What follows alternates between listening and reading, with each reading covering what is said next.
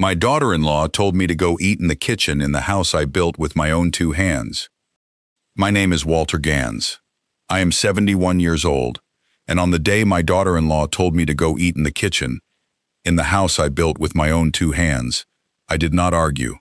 I did not raise my voice. I picked up my plate, and I walked away. But that walk to the kitchen was the last quiet moment before everything in that family changed forever. If you believe that true strength doesn't need to shout, stay till the end, because what happened 3 weeks later, none of them saw coming. 42 years ago, I poured the foundation of this house myself. I was 29, freshly out of the army, hands still calloused from a different kind of work. My wife Dorothy and I bought 4 acres outside of Millbrook for almost nothing, because nobody wanted land that far from town back then. I built the frame beam by beam on weekends after my shifts at the plant. Neighbors said I was foolish. Dorothy never once doubted me. We raised one son here, Peter. He grew up chasing fireflies in that yard, learned to ride a bike on that gravel driveway, and sat at that same dining table every single Thanksgiving of his life. When Dorothy passed 11 years ago, I stayed in the house. Peter suggested, gently, that I might want somewhere smaller. I told him this house wasn't just wood and nails. It was every year of my life, and I intended to die under this roof, the same way Dorothy did. 2 years ago, Peter married Vanessa. She was polished, ambitious, worked in property marketing in the city.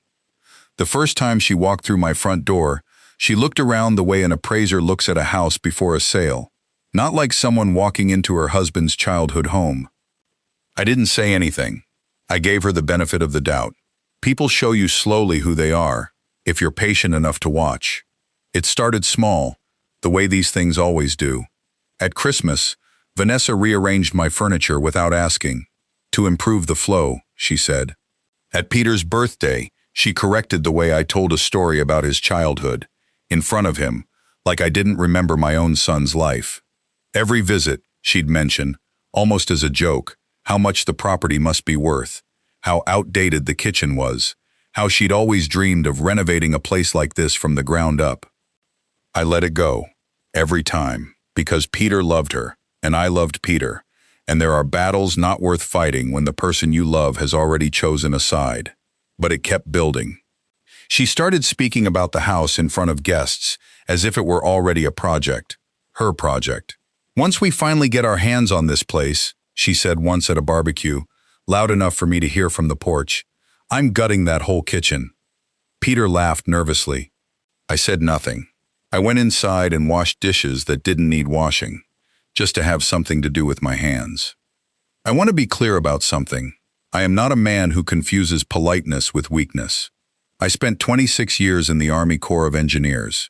I've stood in rooms where the wrong word could cost lives, and I learned there that silence, used correctly, is a tool, not a surrender. This year, Peter asked if he could host Thanksgiving at my house. For old time's sake, he said, and something in his voice told me it mattered to him. I agreed immediately.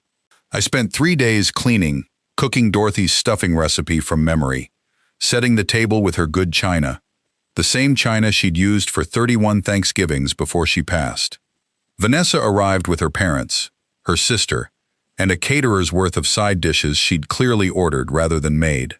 She walked through my house rearranging place cards, moving my recliner out of the eye line of the table, and setting up a card table in the corner of the dining room that I hadn't noticed before. When it came time to sit, there were exactly 10 place settings at the main table. 11 of us stood in the room. Vanessa turned to me with a smile that didn't reach her eyes and said, loud enough for the whole room to hear, "Oh, Walter, we didn't want the folding chair to crowd the table. Would you mind eating in the kitchen? There's a nice spot by the window." The room went quiet. Peter opened his mouth, then closed it. Her parents studied their napkins very carefully. I looked at the dining table I built with my own hands. I looked at the chair that used to be Dorothy's, now occupied by Vanessa's mother, and I picked up my plate. "Not at all," I said. "I know this kitchen better than anyone in this room." I walked to the kitchen, sat by the window, and ate my Thanksgiving dinner alone, looking out over the land I'd cleared with a borrowed tractor in 1984. Nobody came to check on me. Not even Peter. That night, after everyone left, Peter found me in the kitchen, washing the good china by hand. "Dad, I'm sorry about earlier," he said. "Vanessa didn't mean it like that." "She meant it exactly like that," I said, not unkindly. "And so did you, when you said nothing." He didn't have a response for that. I told him I wasn't angry, and I meant it. Anger is loud, and loud is not my way. But something had shifted in me that night, quiet and permanent, like a foundation setting. The next morning, I called my attorney, a woman named Grace Hollis, who had handled Dorothy's estate and mine for 15 years. I asked her to come by that afternoon. I told her I wanted to update my will and the deed to the property. Not out of spite, out of clarity. What most people in that family didn't know, what I had never mentioned, because it never seemed important to advertise, was that 4 acres in Millbrook, once considered worthless, now sat directly in the path of a new interstate corridor expansion. 3 different developers had already reached out over the past year with unsolicited offers, each higher than the last. The most recent, 8 months ago, was for just under $2 million. I had said no to all of them. This was Dorothy's home. It wasn't for sale. But that Thanksgiving night, sitting in my kitchen with cold potatoes and a view of my own dining room from the outside, I made a different decision. I placed the house and the land into a trust, not for Peter, and certainly not for Vanessa. The trust names 3 beneficiaries: a scholarship fund at the local high school in Dorothy's name, the Veterans Outreach Center where I still volunteer every Tuesday, and Peter, but only if the property is never sold, developed, or transferred to anyone by marriage, and only if he lives in it himself. 3 weeks later, one of the developers called again, this time approaching Vanessa directly after she'd apparently reached out through a mutual contact, sensing an opportunity. He informed her, politely, that the property was held in an irrevocable trust and that neither she nor Peter had any authority to negotiate its sale, now or ever. Vanessa called me that same evening, her voice tight in a way I'd never heard before. "Walter, is this true? About the trust?" "It's true," I said. "I built this house with my hands, and I've decided who deserves to sit at its table. Turns out, that's not something you can renovate your way into."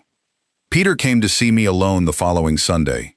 He sat at the kitchen table, the same spot I'd eaten at on Thanksgiving, and for a long time, he didn't say anything at all. "I should have said something that day," he finally told me. "I've been ashamed of it ever since." "I know," I said, "but I didn't do this to punish you. I did it to protect what your mother and I built, so it means something the next 50 years, the way it meant something the last 40. He nodded slowly, then he asked, quietly, if he could bring his own chair to the table next Thanksgiving.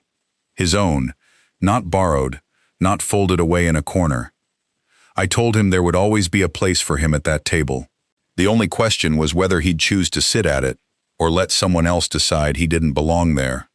I don't know what happens next with his marriage. That's not my business to decide, only to watch with an open door and a steady hand. But I do know this. 42 years ago, I built a house that could withstand any storm. I just didn't expect the storm to come from inside my own dining room. Some men raise their voice to be heard. I've found that a quiet man who knows exactly what he's worth never has to. If this story reminded you that quiet strength always outlasts loud disrespect, subscribe to Silent Honor. New stories like this every week. And tell me in the comments, would you have said something at that table, or waited like Walter did?